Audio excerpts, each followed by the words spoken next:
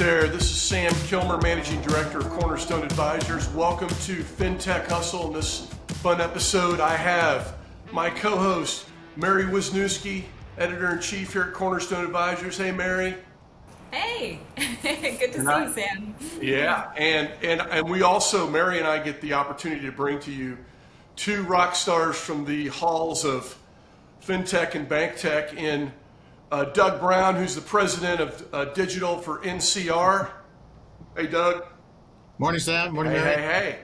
And also Mike Horrocks, who's the vice president of product at Baker Hill. Hey, Mike. Hey, good morning, Sam.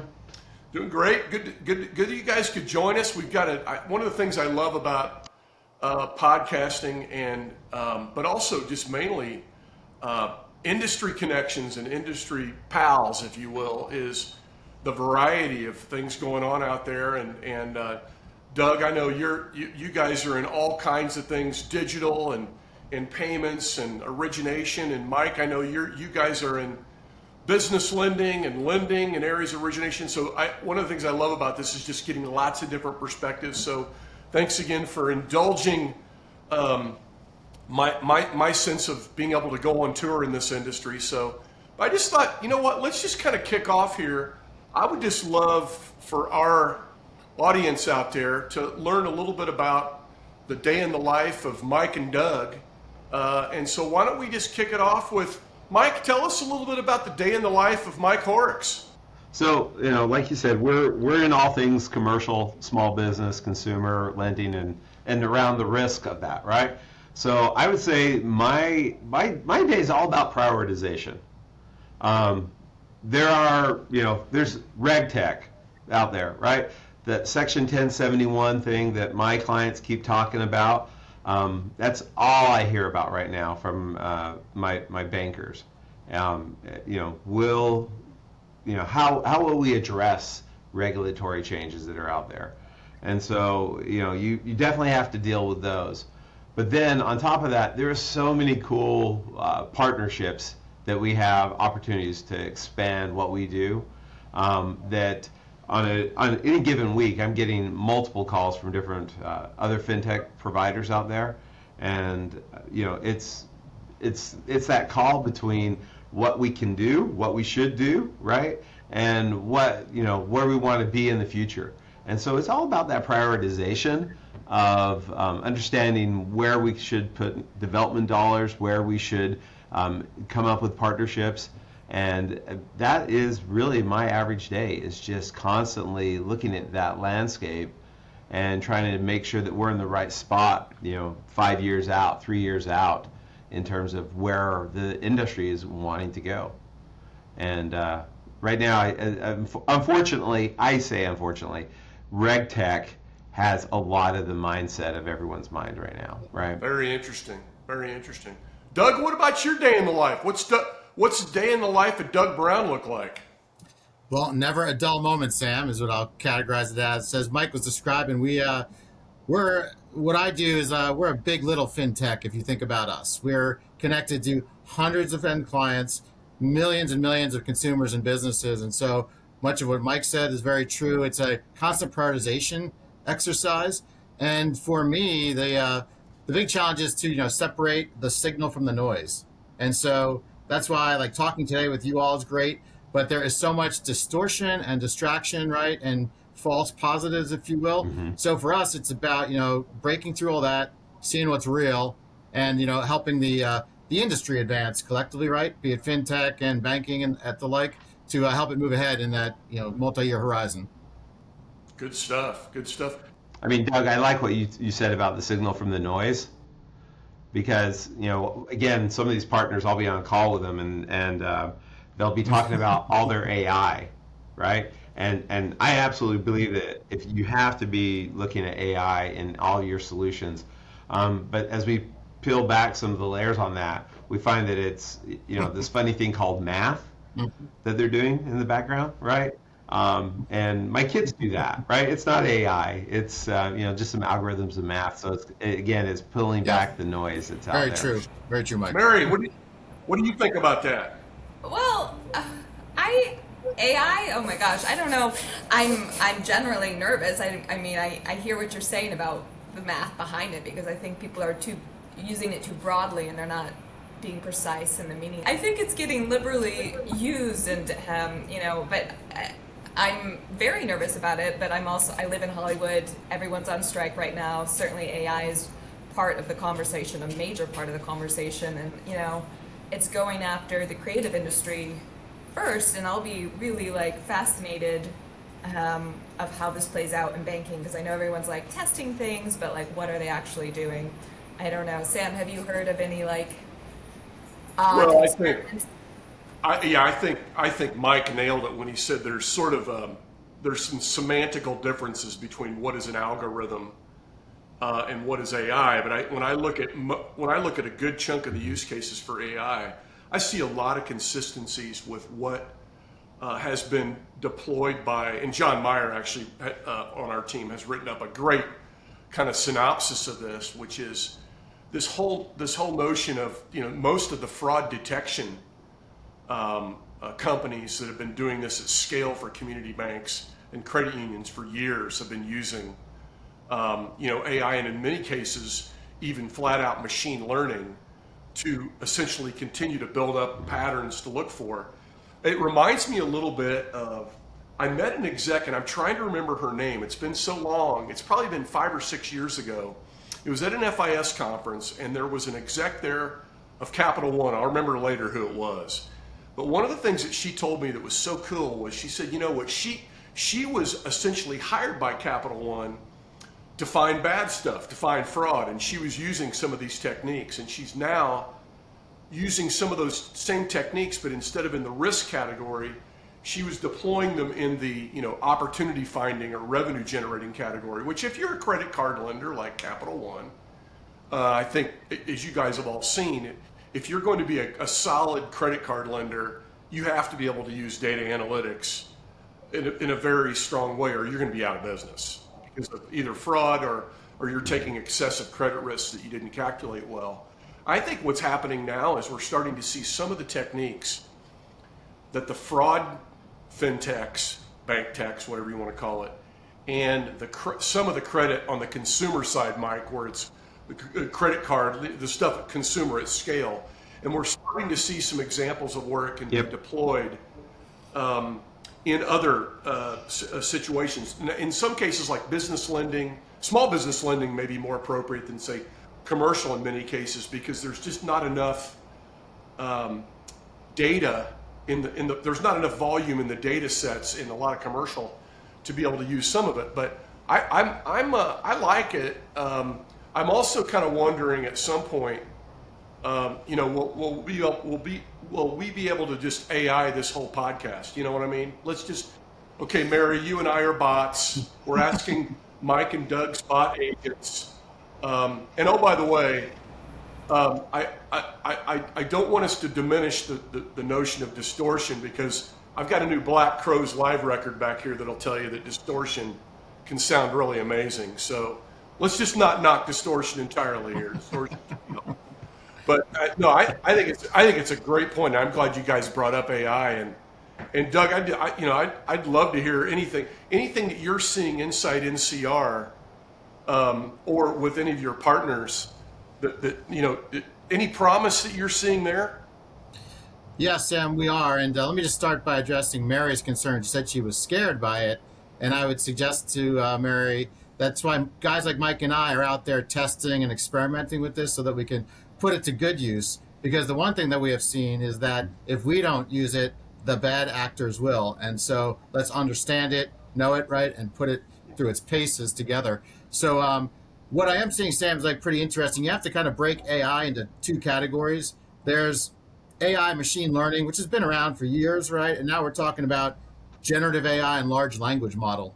And with the large language model, what we're finding is some pretty interesting use cases where if you contain the data set that it has access to, you get a much higher predictability of quality of a lending decision, mortgage processing, and other financial wellness and advisory type of functions. And so what we're seeing is when you apply the technology to those type of use cases, that's where we're starting to see some early breakthrough, and we're pretty excited about the promise that this will lend to the industry. Doug, I'm also scared. I'm also hopeful. So I'm not totally on the scared bandwagon. But one thing, I don't know if everyone knows Theodora Lau, but she had used the tool to look me up for something I wrote, but it was crediting ChatGPT as the author. So I'm like, damn, this is not great. But I wanted to, you mentioned financial wellness, financial health, and Sam, I have to change the conversation to Apple because it just announced it had 10 billion in its savings, which is to me shocking, but they keep touting this is for your financial health, and of course they mean the daily cash from the credit card is just being pushed into the savings, which questions on whether if that's great for financial health.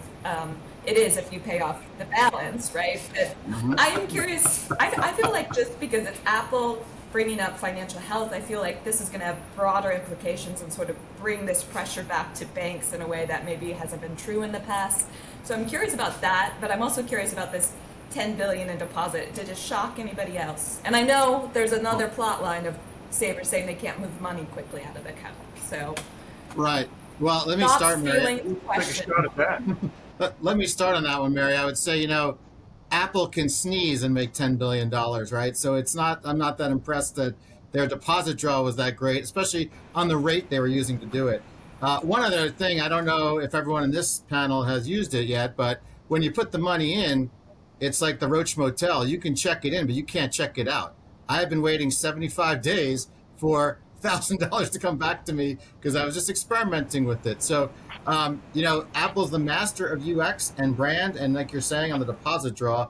However, you got to follow through, right? You got to make it real. That's something Mike and I understand with our customers, and they've kind of failed on that score, I would say, Mary, is one thing. Back to Roach Motel. I mean, have you called their customer service? That's a long time for just $1,000 to be moved. Have you? If I can find a phone number, Mary, I'd be happy to call them. But guess what? That's suppressed too.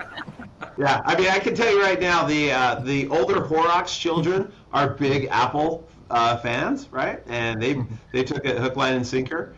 And again, Apple definitely caters to the user experience, right?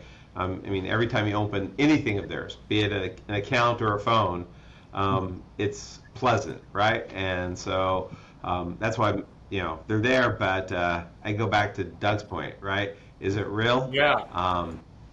I'm not sure that they're at the same point where the Wells and the B of A's and anyone else is offering services as seamlessly as they should for a consumer. And Doug, you had point two. Sorry, I followed up questioned with you, but what else were you smack talking about everyone's favorite brand?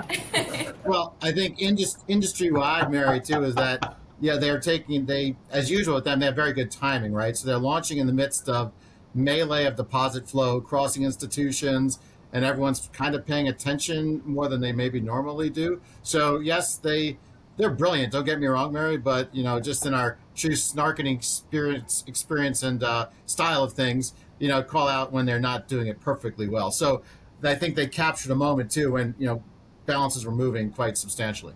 And I may be wrong on this, but it seems like it was Reuters or someone who had reported, and maybe Mary, maybe you picked up on this, that the other dimension that's going on here is that the back-end enablement of what Apple's doing may be in the process of switching out or potentially switching out from Goldman Sachs to American Express. Does that sound right?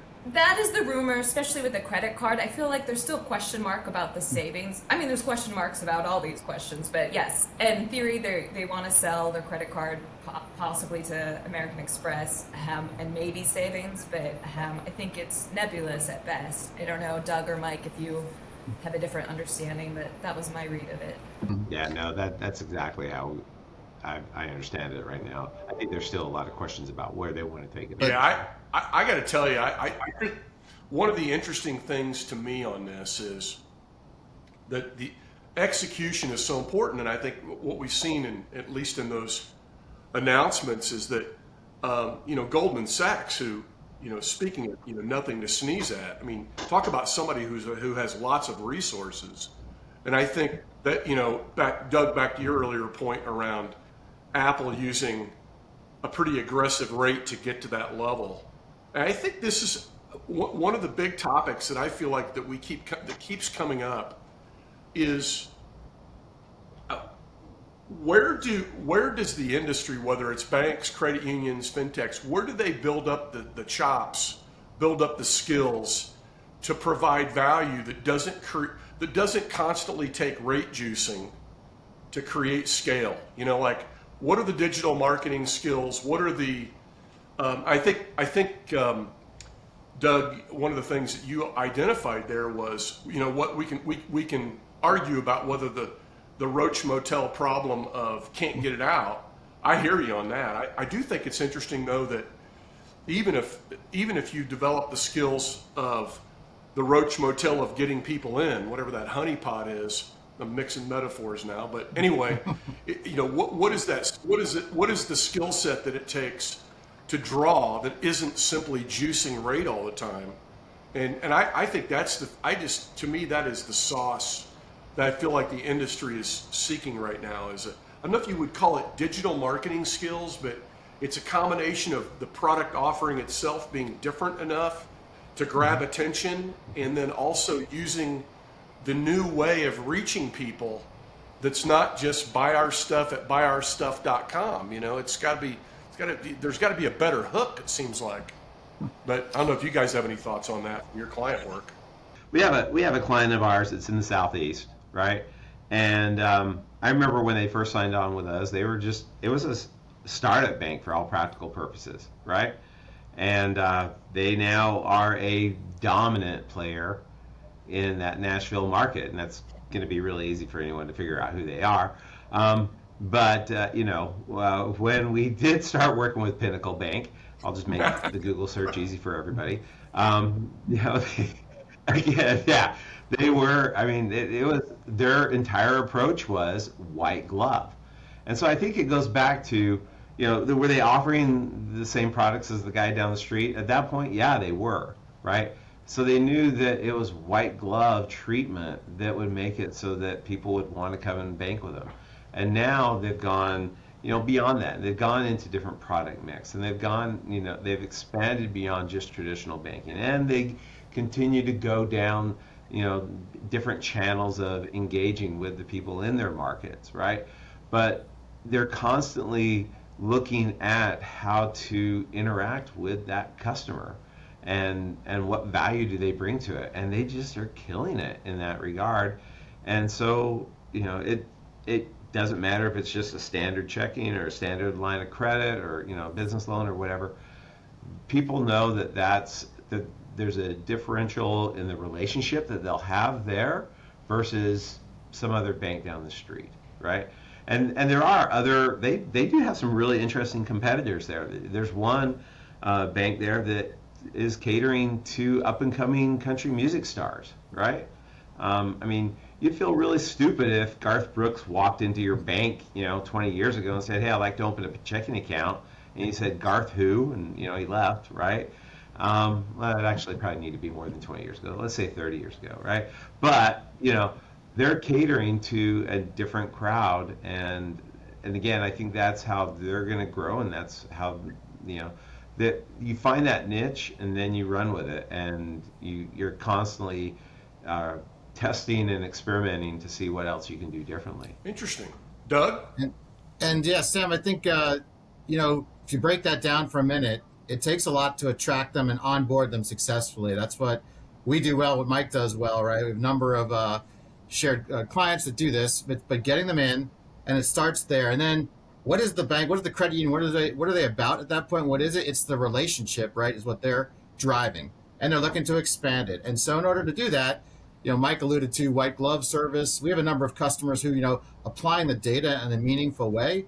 The theme that Mary was excited about, wellness. Like, if I can coach you and advise you and guide you, I move from just being a place to park money at a high rate to I'm the trusted partner, and you're going to help me. You got my back, and I'm going to buy more stuff from you. And I'm going to move my whole household relationship to you, right? Is I think the name of the game.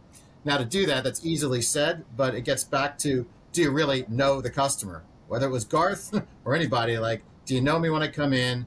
And now you're making me start over when I've already been interacting with you on digital channels in the banking center, whatever it is. Like that's where the real-time data has to be equipped. And we see, we've got customers too, like our Wintrust client out in Chicago. There are 15 community banks under one big brand, but they make you feel like this is deep community stuff. They know you for lending. They know you for everything. And so you really got to get deep into knowing them and being real and credible about it. And the people who try to do it, Sam and Mary, again, I'm going to take another swing at somebody, the trillionaires, they pretend to know you, but it's like, it's not relatable. It's not cred. It's like fat guy in Elvis suit, right? Does not look or sound good. And people see through that. So you got to be cred, got to be relatable. And that's what I think Mike and I are describing to you today. Fat guy in the Elvis suit. Right? I'm all about that. That's a new hashtag. I think we've got Roach Motel, fat guy in an Elvis suit. Man, we're hashtagging. I think we've got some good stuff here, Mary. You were going to say something. We are. And I'm also having strange visuals in my mind right now. I wanted to add on to that because, rate chasers, I used to work for Bankrate, but I still feel like it's just a niche part of the world that's chasing rates. So I think another part of the story, especially with Apple, it's like it's crunching all this data it has. I think I read that it's like looking at your iTunes history, so it can just KYC you in ways that perhaps like a normal bank can't. So like the just how quick it is certainly is like an advantage. And I think they set a new precedent of like how fast can you open something. Because another aside, a couple years ago, I was supposed to make a video showing how long it took to open an account at a branch, and my colleague was doing it online.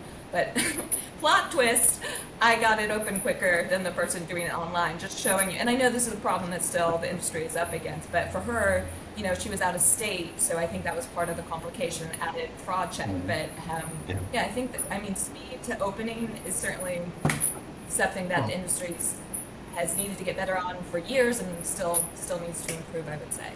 So speed to opening, Mary, right, helps facilitate coming on board. It also facilitates going right out the door, right? So we got to keep you there and cater to you. And what Mike was describing, I think, is important. Knowing what is a white glove service to different customer segments and offering that. And don't offer me stuff I don't care about, right? It's time is precious, and seeing all that.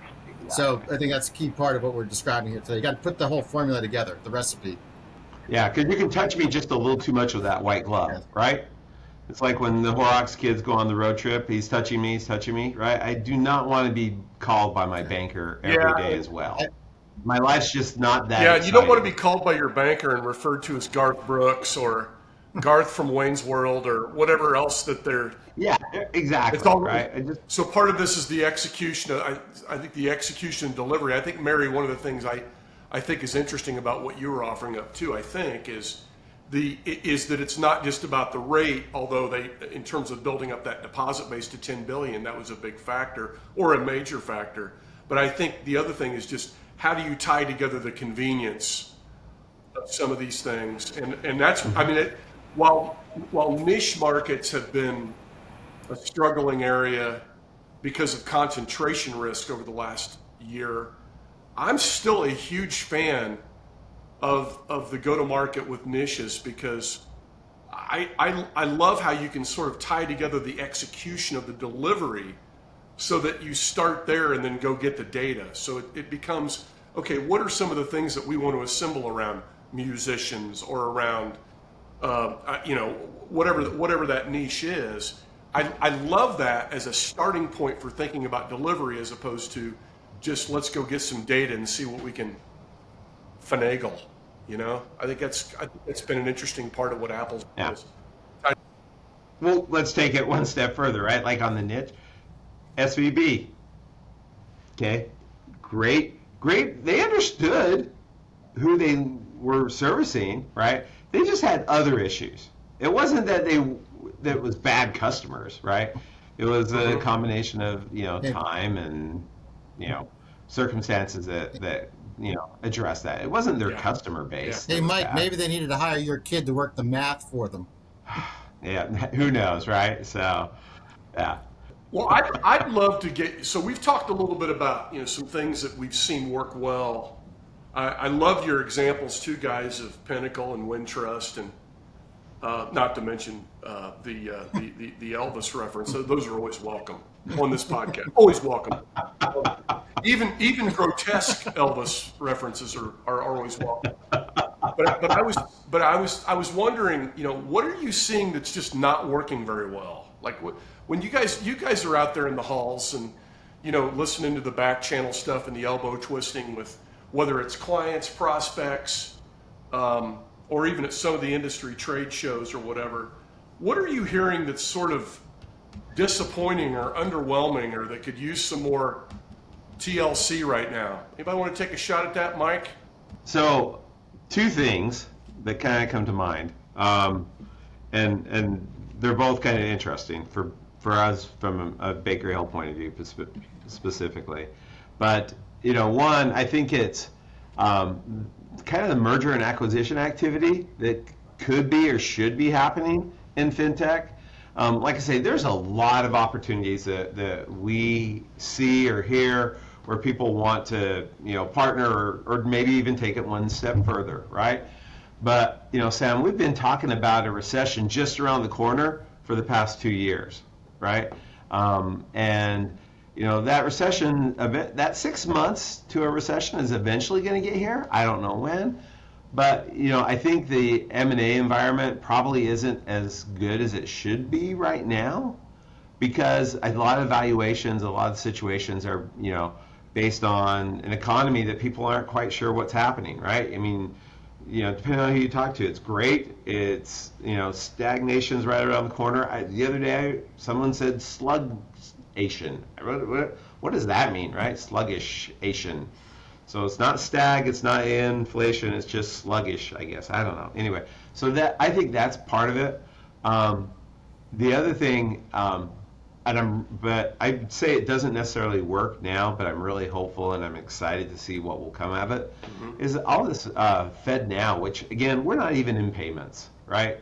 So I shouldn't even be talking about it. But I love how we are finally seeing within the domestic U.S. market, right? Something that brings us back up to the level of the UK and Brazil and all these other people that have done it, right? I mean, our last big move was what, ACH, which was in the 60s, right? I think, I can't remember. I wasn't around even probably then.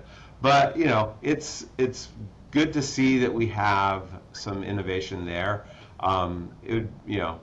Unfortunately, I think there's only 44 banks that are using it right now, right? So you're looking at 1%. So we're going to have some adoption there, but I'm very, very hopeful about that. And so we'll see where that goes. And what I like about it is, again, and I'm not the one to say, that classic Reagan line, right? I'm from the government, I'm here to help.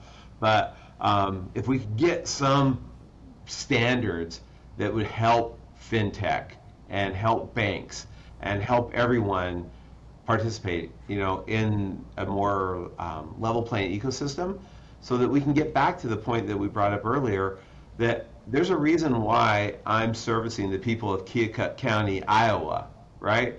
Now, I will never have the tech, I will never have the spend of a B of A, but if I'm a small community bank servicing that county in Iowa, let me do it so that the people there have all of the things we've talked about, the financial inclusivity, the access to the funds, the ability to bank like a big bank person or however they want to bank and deal with their finances, right? So that's kind of what I'm looking forward to. I think that'll be exciting to see what happens. But it's just not quite there yet. What do you think, Doug? What's not working well right now, Doug? What do you think? I think we are constantly threatened, challenged by various cyber scenarios and fraud, Sam. So this is a problem where we're trying to reduce the friction and enhance the convenience you were speaking of and get to white glove at the same time, though, that introduces like a new risk to the system, and that risk, right, coming in the form of, so people are getting duped, right? The biggest fraud scenario we see and hear from our banks, it's not hard taker of the accounts as much as friendly or Tinder fraud. I gave Mary my creds because I trusted her because we had the social media connection as example, right? And it's that's just been the problem too. That is, you got to bring the whole ecosystem, which includes the human end users of this, along for the ride. Mike's absolutely right. Standards, efficacy, reg standards would help a lot, but at the same time, we got to educate and bring along everybody, right? Because this is a very powerful, but has downside scenario, implications as we think about it. So we have to have a really broad strategy to tackle this for a mass market at scale. Mary, any thoughts on that? Okay, those were both meaty ideas. This one's less meaty, but still I think has merit.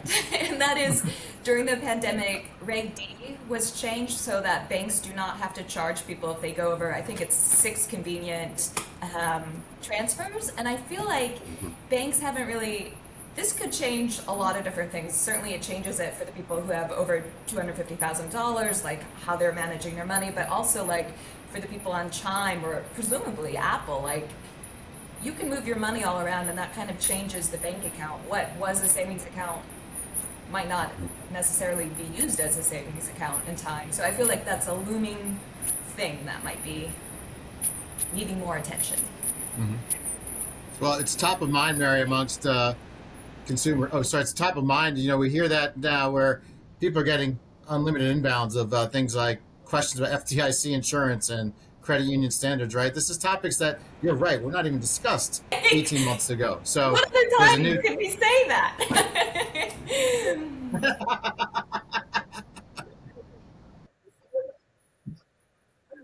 Next podcast, Mary. I think this may be the first podcast in fintech that opened and closed with RegTech or regulatory. Mike, you opened up with 1071, hardcore, and we're closing over here with. But I think it goes back to something Tom Shen, when he was on the podcast, referred to it as meat and potatoes fintech. I think one of the things that's really interesting about not just NCR and Baker Hill, but the careers of Doug Brown and Mike Horrocks is stuff that actually gets things done. Not necessarily always at the very front of the what people sometimes would call the bleed or the bleed edge. But I like the conversation that we've had. I think we've covered a lot of ground here with a lot of specific examples. Really thankful for. I know we have some other things we all have to do over the next day or so. So I want to be mindful of time. I want to let you guys go, but I wanted to say thank you for joining us on the podcast, and hope to see you guys out there at some of the events coming up. Yeah, absolutely. It's going to be a busy fall. So sounds good. It was fun. You betcha. And thank you, Mary, as well. Appreciate it.